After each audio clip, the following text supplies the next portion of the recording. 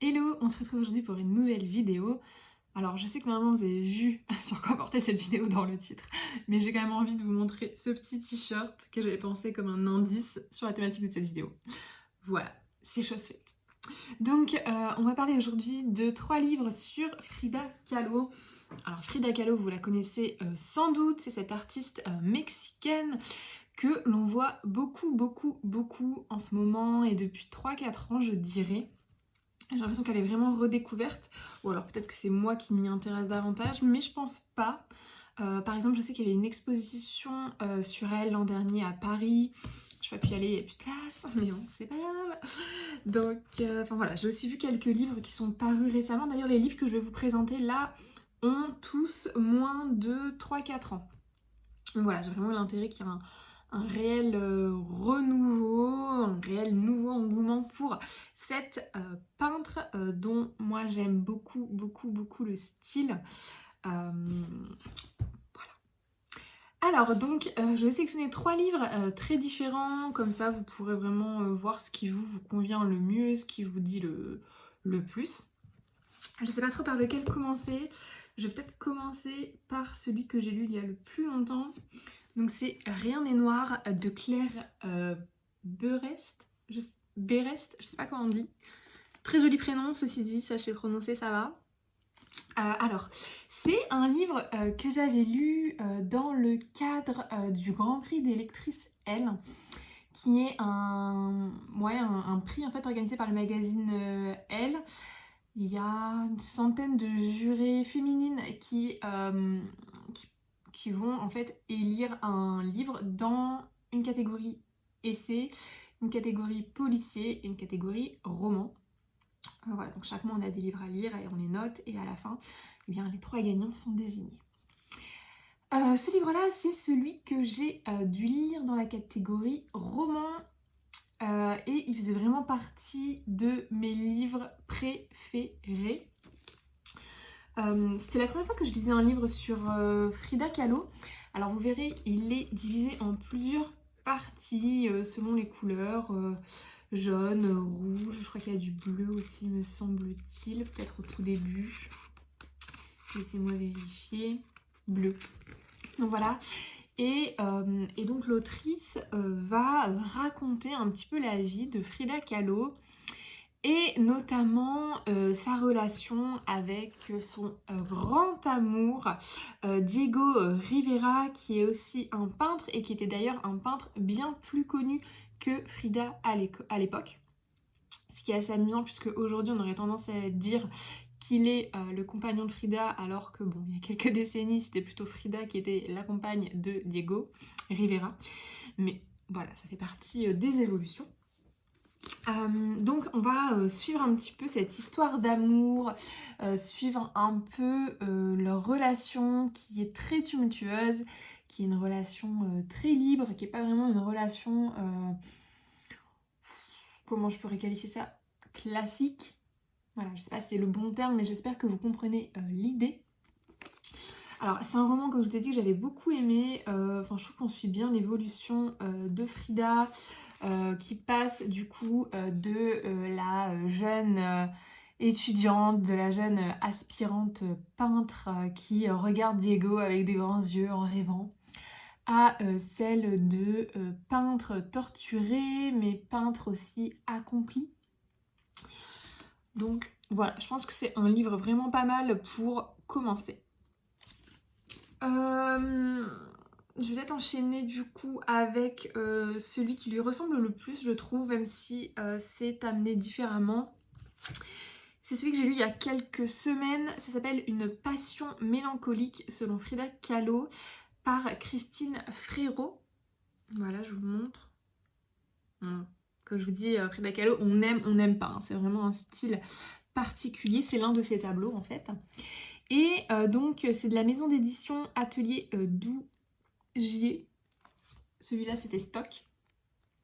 Et en fait le roman d'un chef-d'œuvre, c'est une collection qu'ils ont qui vise en fait à décortiquer un tableau à travers une histoire, à travers des connaissances sur le peintre ou la peintre. Donc moi évidemment c'est vraiment voilà, l'histoire de Frida Kahlo qui m'intéressait, donc c'est ce livre-là que j'ai souhaité lire. Et là, en fait, l'autrice va décortiquer vraiment comment en fait Frida Kahlo en est venue à faire ce tableau. Je vous montre, il est en plus grand à la fin. C'est sublime. Voilà, une nouvelle fois, il faut aimer. Je vous mets d'un peu plus près pour que vous puissiez voir les détails. Voilà. Donc, elle va parler, par exemple, bah voilà, des couleurs choisies, des motifs choisis, de ce que veut signifier certains symboles. Vous voyez, hein, dans ce tableau, on est vraiment autour un peu... il y a quand même des symboles, voilà, de la maternité. Frida qui se voit un peu comme la mère sans doute de Diego, ou alors eux-mêmes sont les deux enfants d'une figure maternelle. Enfin voilà, c'est un peu des choses, des théories autour de ce tableau qui sont glissées dans ce livre, mais pas vraiment à la manière d'un essai classique, ni d'une analyse d'un tableau classique une nouvelle fois. Là, ça va être à travers justement notre ami Diego Rivera qui en fait va être la porte d'entrée à l'analyse de ce tableau. C'est-à-dire qu'il va raconter un petit peu alors leur histoire, oui, mais moins que dans l'autre je trouve. Mais surtout, pourquoi Frida a choisi, entre guillemets, ceci ou cela. C'est-à-dire qu'il va raconter, par exemple, une anecdote ou des échanges qu'ils ont pu avoir. Et là, du coup, l'autrice se sert un peu de ces expériences pour expliquer pourquoi tel motif ou telle couleur est présent dans le tableau. Alors, bien évidemment, ça reste un petit peu fictionnel, hein, comme dans l'autre, c'est-à-dire que la relation a vraiment existé, qu'il y a beaucoup d'anecdotes qui sont vraies, mais voilà, c'est pas une interview de Diego Rivera à l'époque qui aurait été retranscrite ici, quoi. Hein. On est sur un document, mais il y a quand même une petite part où on va combler, entre guillemets, les trous, quoi. Donc voilà pour ce deuxième livre. Et on termine par le troisième, qui est, mais je pense, honnêtement, le plus beau livre de ma bibliothèque. Ouais, je pense quand même. C'est un livre... Putain, c'est trop beau. Publié chez Albin Michel en jeunesse, me semble-t-il. Et je me souviens tellement de quand je l'ai acheté. J'étais avec la Bibli de Lily et Béa Books, qui sont deux amies. On s'est connus sur Instagram. Et on était allés dans une librairie de Clermont-Ferrand, Les Volcans, je crois. Et je l'avais vu et j'avais craqué totalement parce que, my god, mais c'est trop beau. Enfin, j'adore. Déjà rien que la couverture, c'est pas... Enfin, la sensation est bizarre, on dirait presque un tissu qui aurait été étiré au maximum et sur lequel aurait été peint Frida et des fleurs. Voilà, donc déjà de l'extérieur, il est canonissime.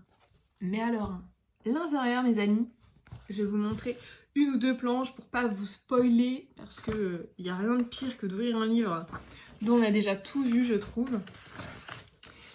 Comme ça, vous allez aussi pouvoir voir un peu ce qu'il en est. C'est trop beau. C'est trop beau, faut que je choisisse la bonne page non plus. Touc. Ah ouais, celui-là il est trop beau aussi. Est-ce que je prends celui-là ou pas? Oh, je ne sais pas. Ah, celle-là, elle est pas mal. Ah, purée, elle est pas mal du tout. Allez, je vais vous montrer ces pages-ci. Donc, vous verrez, c'est un livre avec des tableaux donc de Frida Kahlo qui sont un peu en thématique. Enfin, voilà. C'est-à-dire que, par exemple, au début, on va parler de l'accident, etc. Alors, attendez, je vous ai peut-être dit une bêtise. Je ne sais pas si tous les dessins sont des dessins de Frida Kahlo. Parce qu'en fait, c'est un livre qui a été fait par Sébastien Pérez et Benjamin Lacombe, qui est un illustrateur. Mais alors, attendez, du coup, ça me met un doute. Est-ce que les tableaux Ce sont des tableaux de Frida ou est-ce que ce sont des illustrations de Benjamin Lacombe?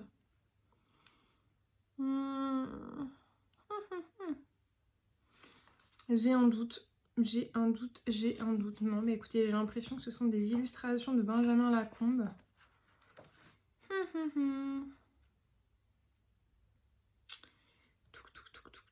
Mais en fait, on retrouve pas beaucoup le style de Frida. Bon, je vais me renseigner sur le sujet. Et je reviendrai vers vous. Ah non, en fait, je pense que ce sont des illustrations de Benjamin Lacombe qui... parce que je reconnais le style, qui s'inspirent de tableaux de Frida. En fait, je pense. D'histoire de Frida. Ok, alors je vous montre 3 pages. Donc vous voyez, c'est vraiment comme ça, de manière très thématique. Ici, nous avons l'amour. Voilà, je vous ai dit que Frida Kahlo et notre ami Diego Rivera, c'était l'amour fou. Donc, la première page est ainsi. Attendez, je peux baisser un peu pour que ce soit plus simple pour vous. Oups! Voilà. Donc, on a ça.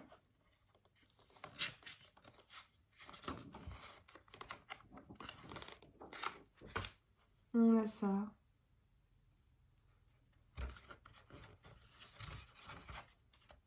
Et tadam. Hop, voilà. Et en fait, dans tout le livre, il y a des espèces de petits jeux comme ça, avec le papier, avec les découpes, etc. Et enfin, clairement, ça participe totalement à la beauté du livre. Ça nous permet de voir quelque chose dans son ensemble, mais aussi de zoomer sur certains détails, etc. Enfin, moi, vraiment, j'adore. Donc, bah voilà, je pense que j'ai un peu résumé le livre. De toute façon, c'est vraiment un livre à voir, hein. Et si vous avez vraiment envie de vous faire plaisir, mais n'hésitez pas parce que je vous jure, il est sublime quoi. Enfin, j'adore. Et par contre, je trouve que c'est vraiment pour un adulte. Enfin, moi, j'oserais pas le donner à un enfant avec tous les jeux de découpe, etc. Bon. Bref. Donc voilà, n'hésitez pas à le découvrir aussi. Il est vraiment magnifique. Bah écoutez, j'espère que cette vidéo vous aura plu. Je sais qu'il existe de nombreux autres livres sur Frida Kahlo. N'hésitez pas à me dire si vous en avez lu certains ou pas. Parce que j'aimerais bien en lire d'autres, mais peut-être moins en lien avec son histoire d'amour avec Diego Rivera. Après bon, voilà, je sais que ça a été la partie peut-être la plus importante de sa vie, d'après ce que j'en lis. Mais peut-être que c'est pas le cas, peut-être que c'est qu'une impression. Et si c'est pas le cas, bah, j'aimerais bien aussi découvrir d'autres aspects de sa vie. Voilà. N'hésitez pas non plus à vous abonner pour recevoir une petite notification lorsque je publierai une nouvelle vidéo. Et je vous dis à bientôt.